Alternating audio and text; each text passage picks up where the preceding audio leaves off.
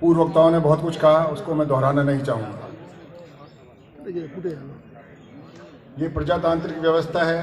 प्रजातांत्रिक व्यवस्था में सरकार वही होती है जिसको जनता चाहती है। आप सरकार के बनाने वाले हो, और फिर भी आपकी मांगें जो आप लोगों ने उठाई है, हम लोग जो उठा रहे हैं, वो सरकार पूरी नहीं कर रही है। तो ऐसा क्यों? उदाहरण के तौर पे हम 69 एमएलए हैं राजस्थान विधानसभा में, और कुल संख्या है 200। ऐसी कौन सी मांग है, अगर ये 69 एक साथ उठ के बोलते हैं, कौन सी मांग है, कौन सी सरकार है जो आपके बिना चल सकती है? कांग्रेस की हो, बीजेपी की, मैं नहीं पढ़ना चाहता, कोई सरकार चल सकती है? जिनके 10-10, 5-5, 2-2 हैं वो चिल्ला रहे हैं, और मर्जी आती है जो ले जाते हैं। तो उनको दोष मत दीजिए, उनसे ईर्ष्या मत करो, उनसे कुछ सीखो। वो कुछ नहीं है, उनके पास सब कुछ है। हम बहुत सारे हैं, हमारे पास कुछ भी नहीं है। उसके जिम्मेवार हम सब हैं। मैंने धन्यवाद मैं इसलिए देना चाहता हूँ अम्बेडकर संस्थान वालों को कि विधानसभा में मैंने कभी भी नहीं देखा या लोकसभा में हम 5 आदमी एक साथ पानी पी लें। जो पानी फ्री का होता है वो देख लेगा, वो क्या सोचेगा, मैं, मेरा दल, मेरी जाति, पता नहीं क्या क्या है। जबकि हमारी मुख्य समस्या क्या है? शुरू से रही है, हमें हमारे संवैधानिक अधिकार मिले। संविधान में जो दर्ज, हम कोई मांग ही नहीं है हमारी। संवैधानिक अधिकार क्या है? हमारे पढ़ने वाले बच्चों को शिक्षण संस्थानों में जो भी नियम के मुताबिक है आरक्षण मिले, उनको छात्रवृत्ति मिले, और सरकारी नौकरियों में उनको जो भी उनके संविधान में अधिकार है, संवैधानिक अधिकार है, वो मिले, नौकरियों में मिले, प्रमोशंस में मिले। आप कोई नई चीज नहीं मांग रहे हो, और उसमें भी देने में ऐसा एहसान करते हैं कि मान लीजिए आपको क्या दे दिया। और शुरू में अगर आप देखें, आरक्षण की व्यवस्था संविधान में सिर्फ अनुसूचित जाति जनजाति के लिए थी, इन्हीं के लिए थी, और सब दुनिया इनका विरोध करती थी।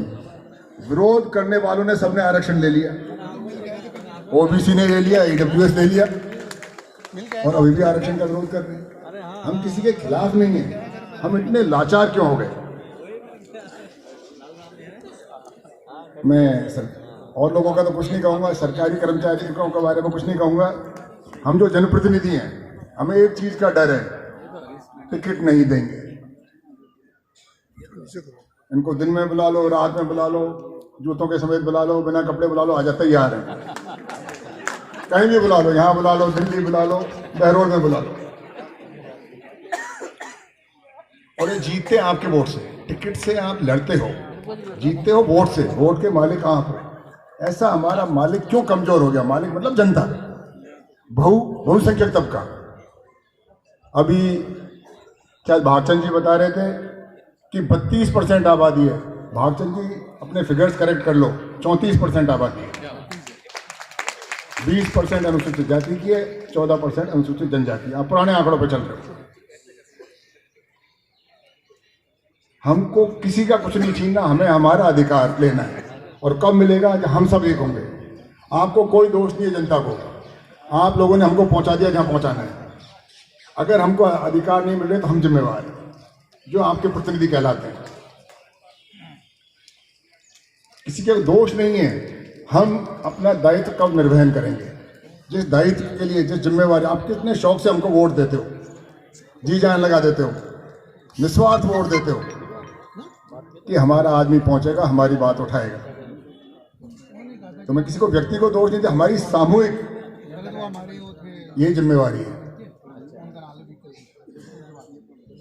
इसमें दिक्कत क्या आती है? मैं तो सरकारी कर्मचारी रहा हूं लंबे समय तक, जनप्रतिनिधि अभी बना हूं।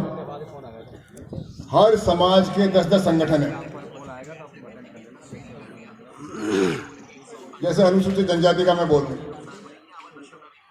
वर्ग एक है जनजाति, तो एक ही संगठन होना चाहिए। 10-10 जेब में लेके चलते हैं। आप कौन, मैं अध्यक्ष, कब बन गए मेरी मर्जी आई जब। और भी होंगे, दूसरों में होंगे, मैं किसी का कुछ नहीं कहता हूं। भाई कब वोट पड़े, हम भी उस वर्ग के सदस्य हैं। बताओ हमने कब वोट दिया, आपने कब इसका घोषणा करी, किस तारीख को चुनाव होंगे, आइए वोट दीजिए। तो ऐसे जब अपना बिखराव होगा, अनुसूचित जाति में भी बहुत है ऐसा। मैं खुद को जानता हूं, पर किसी के बारे में कुछ कहना नहीं चाहता हूं मैं। अधिकारियों में, सरकारी कर्मचारियों में आपके अलग अलग संगठन है।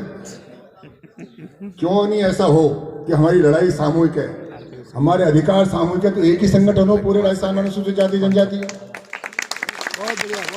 जब ये 70 आदमी बात कहेंगे सब सुनेंगे, आप 5-5 के टुकड़े में जाओगे कोई नहीं सुनेगा।